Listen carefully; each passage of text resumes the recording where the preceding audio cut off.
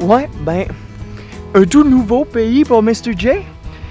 J'ai encore bougé, ça a continué, et je suis maintenant rendu en Lettonie. Ouais, Latvia. Et je suis dans la magnifique petite ville de Cēsis, qui serait la plus cute de toutes les petites villes du pays. Fait que là, j'ai déjà pas mal fait le tour. Je vais pouvoir vous montrer des belles images. Mais c'est tout petit, pas beaucoup d'habitants. Mais le clou du spectacle ici, c'est l'immense château qui est derrière moi. Là, on voit juste une section. Et c'est ce que je vais aller visiter demain matin en me levant. Parce que là, il est un peu trop tard, c'est fermé. Mais c'est cool. Je me croirais un petit peu comme dans Robin des Bois, Prince des voleurs, avec la fameuse forteresse où son père est tué au début. Peut-être juste moi qui s'en souviens, mais ça me fait penser à ça. Fait que là, je continue ma tournée. J'ai presque tout vu, hein, vu que c'est pas immense. Mais ben, on repart ça demain matin avec plus de détails et plus d'images. Nouveau pays! Cheers!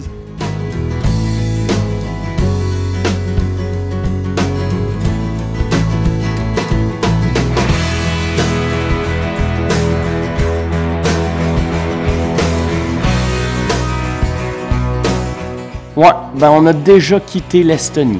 Et j'ai pris mon premier train du voyage. J'étais pas mal tout seul dedans, puis ben c'était cool. Et là, on se retrouve aujourd'hui pour la première fois en Lettonie. On est arrivé en fin d'après-midi et on s'acclimate peu à peu à notre nouvel environnement. Et tranquillement, on va découvrir un nouveau territoire, un nouveau peuple, des nouvelles villes et des nouveaux châteaux. Puis là, ben, on est à Cēsis, une petite ville d'un peu plus de 15 000 habitants et qui est dans le parc national de Gauja, qui porte le nom de la rivière qui le traverse. On se promène de petite rue en petite rue, en admirant les belles églises, la place centrale du centre historique avec ses terrasses et les belles vieilles maisons en bois, authentiques à souhait.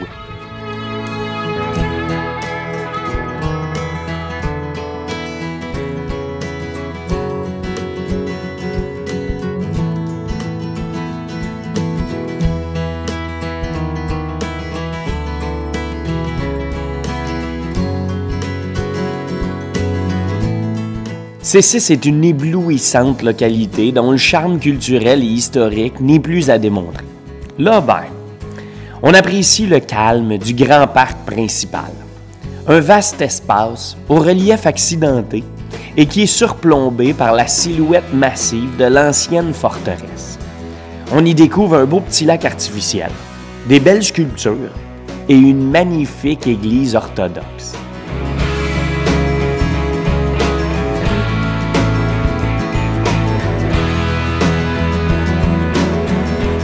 Pour la petite histoire, il faut savoir que c'est au 14e siècle que cette ville s'est développée au pied de la forteresse, qui, elle, fut élevée en 1209 par les chevaliers portugais.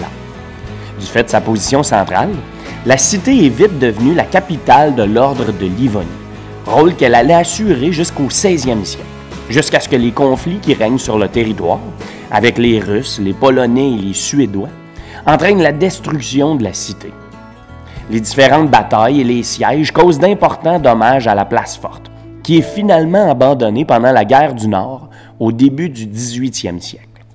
Cēsis tombe dès lors dans une période de déclin jusqu'à ce qu'on ouvre une route principale qui passe par la région pour se rendre à Riga, la capitale du pays.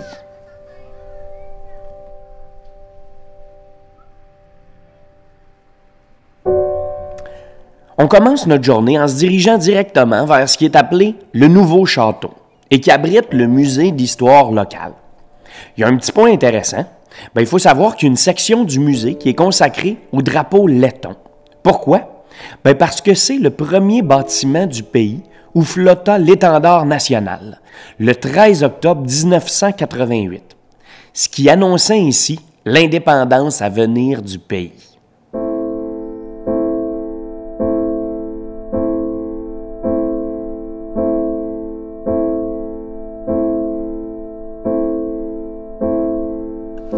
Bon matin! C'est déjà commencé! Et je me promène dans les ruines du château médiéval de Cessis. Un château forteresse qui a initialement été construit en 1209, mais son allure définitive, ce qu'on voit aujourd'hui, ça date du 16e siècle. C'est quand même intense, hein? L'histoire ici, il y a eu beaucoup de guerres, des sièges, des guerres à l'intérieur du château, à l'extérieur du château, et c'est pour ça qu'il est pas mal magané. Il était abandonné depuis plusieurs centaines d'années, et là, on peut pas mal se promener où on veut. Et là, ben, comme à mon habitude, je suis le premier à être arrivé sur le site, donc je prends mon aise et je peux aller visiter un peu tous les raccoins des tours de garde et tout ça, sans être trop dérangé.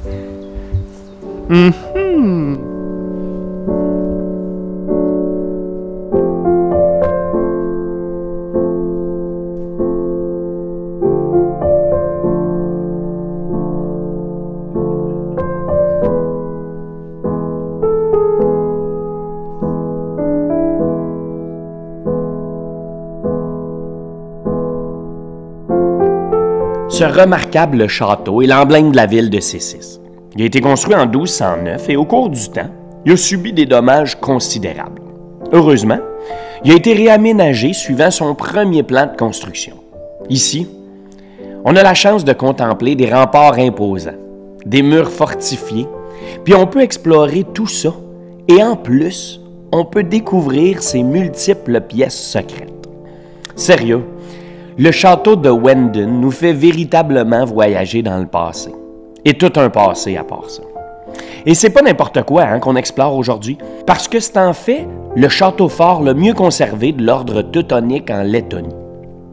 Coiffé d'un toit pentu, la tour ouest abritait jusqu'à l'abandon des lieux la résidence du grand maître de l'ordre de Livonie. Au grand plaisir des touristes, le château a conservé son aspect du 15e siècle. Et aujourd'hui, ben on peut l'explorer en toute liberté.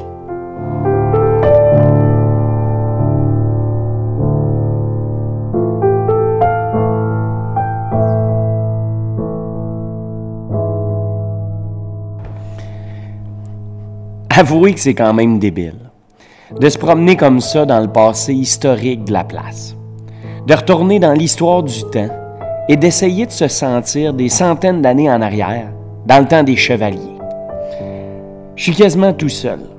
Je me promène dans chaque raccoin du château, en imaginant les chevaliers en armure se promener dans les mêmes corridors. C'est vraiment trippant. C'est une autre expérience incroyable et d'autres souvenirs inoubliables que j'imprègne dans la rétine de ma mémoire.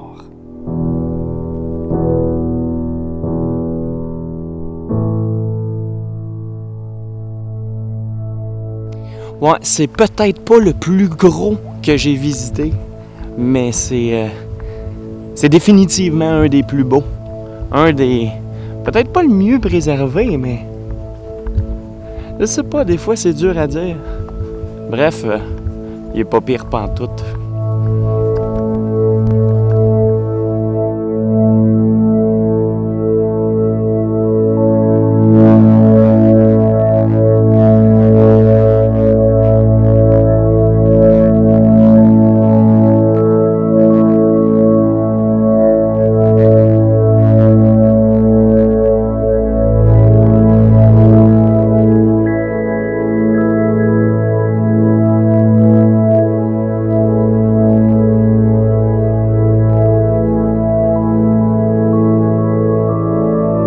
Bon, on doit quitter le château pour aller en découvrir un autre. Alors, cliquez sur l'aventure qui vous intéresse autour ici, puis commentez, likez, abonnez-vous, puis on se revoit dans une autre aventure.